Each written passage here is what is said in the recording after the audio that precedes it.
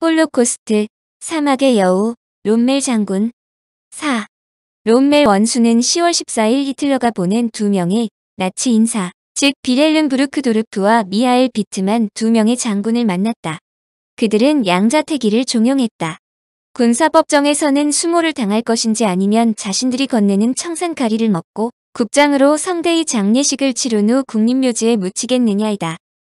아직 부상에서 완쾌되지 않은 롬멜은 몇 분 후 아내와 작별 인사를 나누고 아들에게 이렇게 말했다. 히틀러가 나를 배신자로 지목했지만 북아프리카 전선에서의 공로를 감안하여 내게 독약을 마실 기회를 주었다.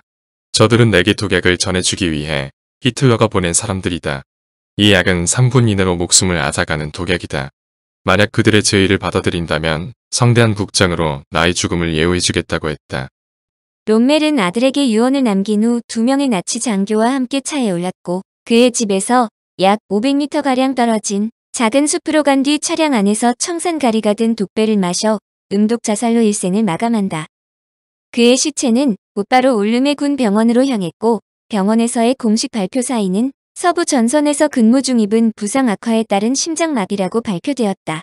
그의 사후 10월 18일 독일 울름시청에서 공식 추도식을 치렀고 추도식 사회는 폰 룬트슈테트 원수가 맡았으며 장례식장에서 베토벤의 영웅이 연주되었다. 그의 묘는 오늘날 뷰텐베르크주에 위치한 헤를링엔이라는 작은 마을에 안치되었다.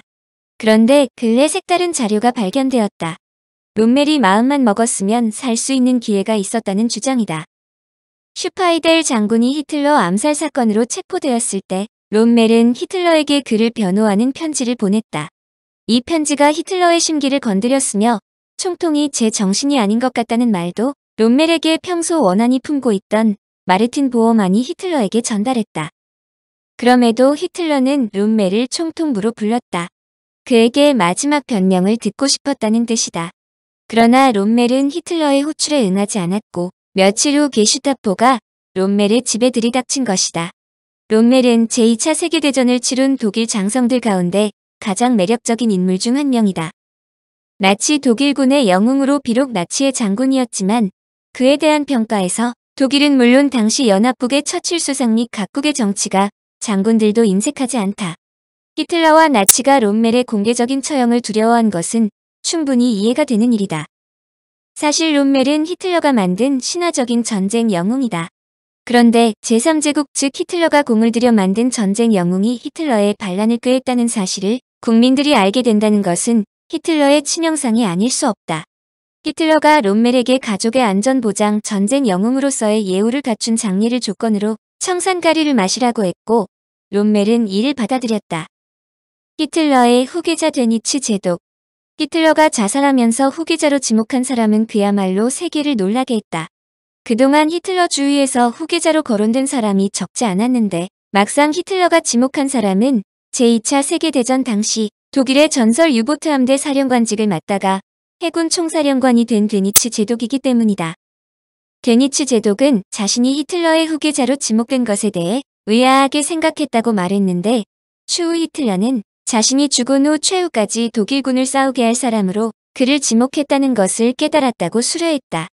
히틀러는 최후가 찾아오는 것을 느끼자 최측근들 및 독일 국방군, 특히 육군 수뇌부에 극도의 불신을 갖고 있었다. 더구나 공군은 헤르만 괴링의 배신에 가까운 행위로 신뢰를 잃었으나 해군은 육공군에 비해 정치적인 힘이 미약했고 사실 히틀러 정치에 크게 개입하지 않았으므로 전쟁 말기에 히틀러가 가장 믿을 수 있는 조직이라고 생각했던 탓도 있다. 데니츠는 자신에 맡겨진 것이 독일인들을 구해야 한다고 생각하여 히틀러 총통의 권한을 이어받자마자 동부 전선에서 민간인과 병력을 철수시키고 영미군에게는 항복한다. 반면에 소련과는 계속 전투하면서 소련의 독일 진격을 막는 데 중점을 두었다. 그런데 소련이 자신들도 항복협상에 참여해야 한다는 주장하면서 데니츠의 구상은 어긋나며 결국 공식적으로 나치 독일과 바이마르 공화국의 마지막 국가원수, 즉 4대 대통령으로 무조건 항복에 수긍한다. 그러므로 그를 히틀러처럼 총통이 아니라는 주장이 있지만 일반적으로 총통으로 거명하기도 한다. 그는 곧바로 연합군과 항복 절차를 주관했으며 이들 작업이 마무리되자 전쟁 범죄자로 체포되었고 뉴른베르크 국제군사재판에 회부되었다. 그가 히틀러의 유언으로 제3제국의 총통이 된 지 20여일 후이다. 데니츠 제독이 제3제국 최후를 마무리한 장본인이라 볼 수 있는데 그가 뉘른베르크 국제군사재판에서 한 발언은 매우 인상적이다. 저보고 그 일을 다시 하라면 할 것입니다.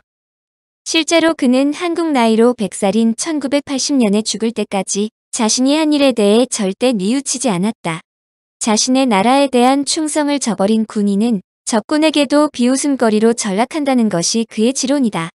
그가 정통 군인으로서의 신념을 보여주는 발언으로 잘 알려져 있지만 반성하지 않고 그 행위를 다시 하겠다는 발언은 문제가 있다는 의견도 많은 것은 사실이다. 재판에서 데니츠는 두 가지 항목에서 유죄 판결을 받는데 하나는 침략전쟁을 계획하고 실행한 죄이고 다른 하나는 전쟁법 위반이다. 뉘른베르크 국제군사재판에서 독일의 침략전쟁에 적극 참여하였다는 것이 유죄로 인정된 것이다.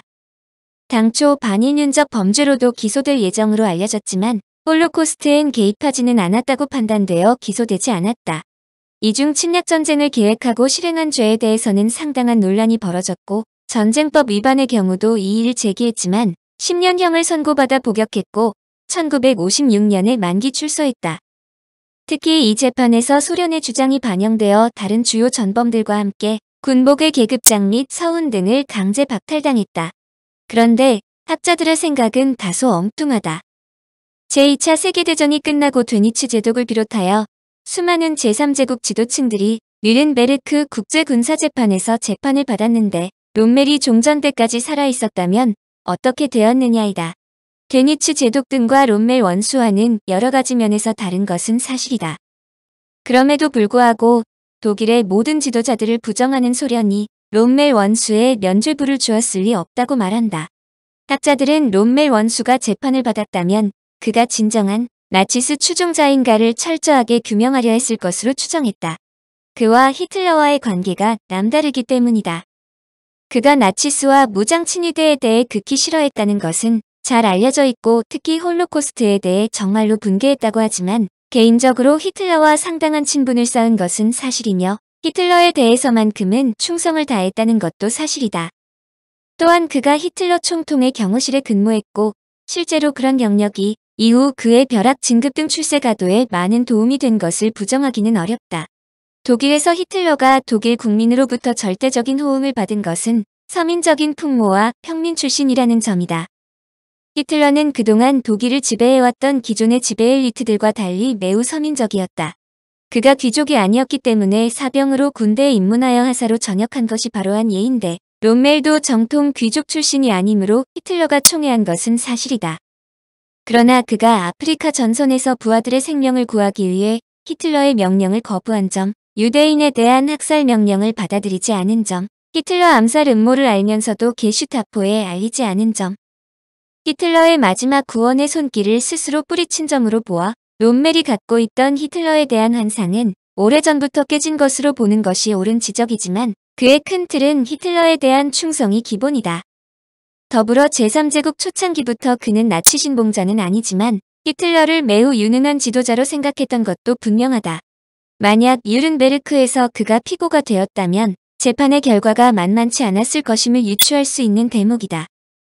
그러나 롬멜은 히틀러 대신 조국을 선택했고 영광스런 승리를 위한 부하들의 희생 대신 명령 불복종자가 되는 길을 선택했다는 점은 롬멜 아니면 선택하기 어려운 일이다. 그의 신화가 계속될 수 있는 요인이다. 청취자에게 원하는 것은 1. 구독 2. 좋아요